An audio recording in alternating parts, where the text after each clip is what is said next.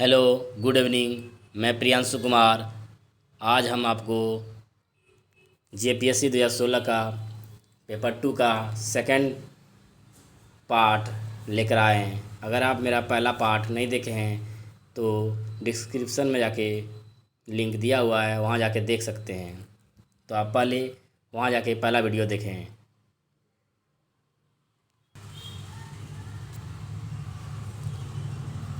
चलते हैं क्वेश्चन की ओर। पहला पार्ट में हमने क्वेश्चन नंबर 30 तक कंप्लीट करा दिया था। चलते हैं आगे उससे। Question number 31, Indian institute of technology की स्थापना हुई थी कब? सन 1926 में इसकी स्थापना हुई थी, जिसको हम इंडियन स्कूल ऑफ माइंस कहते हैं। नेक्स्ट, रांची विश्वविद्यालय की स्थापना किस विश्वविद्यालय से अलग करके हुई थी? तो यह बिहार विश्वविद्यालय से अलग करके हुई थी। रांची विश्वविद्यालय की स्थापना किस विद्यालय से अलग करके हुई थी? तो बिहार विश्वविद्यालय से अलग करके हुआ था। XLRI जमशेदपुर की स्थापना की थी, किसने की थी? सोसाइटी ऑफ जीसस ने। सोसाइटी ऑफ जीसस ने XLRI जमशेदपुर की स्थापना की थी। झारखंड की पहली हॉकी खिलाड़ी जिसने ओलंपिक खेला तो वह था निक्की प्रधान। सन 2016 में किस खिलाड़ी को पद्मश्री से सम्मानित किया गया? दीपिका कुमारी को। सन 2011 में संपन्न 34वें राष्ट्रीय खेल का शुभारंभ छुआ था, वह शिशु हिरन। झारखंड की सबसे पहली महिला जिन्होंने माउंट एवरेस्ट पर विजय प्राप्त की, प्रेमलता अग्रवाल ने झारखंड की सबसे पहली महिला था जिसने माउंट एवरेस्ट पर विजय प्राप्त की थी। मोहन कुमार मंगलम स्टेडियम अवस्थित है, तो बोकारो में यह स्टेडियम अवस्थित है। छोटा नागपुर कास्त्रीय अधिनियम 1908 की धारा के तहत अनुसूचित जनजाति, पिछड़ा वर्ग, अनुसूचित जाति भूमि के हस्तांतरण पर प्रतिबंध प्रदान की गई थी, तो 46 धारा 46 के द्वारा। धारा 46 के तहत बेदखली के समय कितने वर्ष हैं जिसके तहत इस अवधि के समाप्ति के बाद प्रतिकूल कब्जे में रही भूमि को हस्तांतरण परिपूर्ण होगा? तो 12 वर्ष।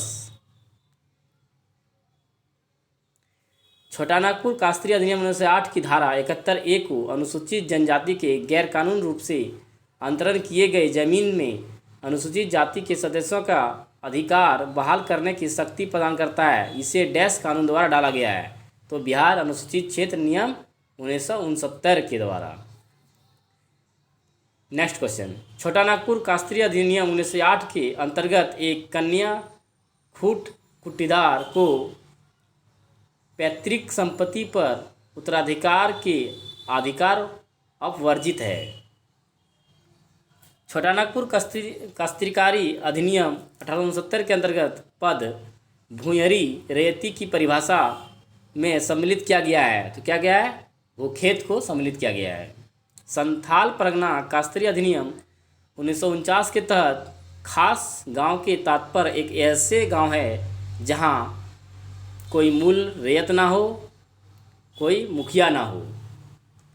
आंसर सी होगा इसका, ए बी दोनों होगा। कौन होगा? कोई मूल रैयत ना हो और कोई मुखिया ना हो। संथाल परगना कास्त्रीय अधिनियम 1949 के तहत गांव के मुखिया का पद होता है और हस्तांतरणीय होता है। नेक्स्ट क्वेश्चन, संथाल परगना अधिनियम 1949 की धारा डैश के तहत जमीन को जो किसी भी रूप में दर्ज नहीं किया गया है वो मूल रैयत का जोत या मूल रैयती जोत माना जाएगा, वह धारा 10 के अंतर्गत माना जाएगा। संथाल परगना कास्त्रीय अधिनियम 1949 की धारा 33 के अंतर्गत कोई भी बंजर भूमि का बंदोबस्ती रद्द करने योग्य है अगर उसमें डैश वर्ष तक कृषि ना किया गया हो, तो 5 वर्ष। क्वेश्चन नंबर 48, संथाल परगना कास्त्रीय अधिनियम 1949 की धारा 22 के तहत एक रैयत किस परिस्थिति में अपने जोत भूमि को SDO और मुखिया जी या मूल रैयत को सूचना देकर अस्थायी रूप से कृषि हेतु न्याय में रख सकता है? तो इसका आंसर होगा, इसका आंसर हमें पता नहीं है दोस्तों, आप इसे हमें कमेंट बॉक्स में बताइए। और क्वेश्चन नंबर 49 भी आप हमें कमेंट में बताइए। चलते हैं क्वेश्चन नंबर 50 की ओर। भूमिका स्वामी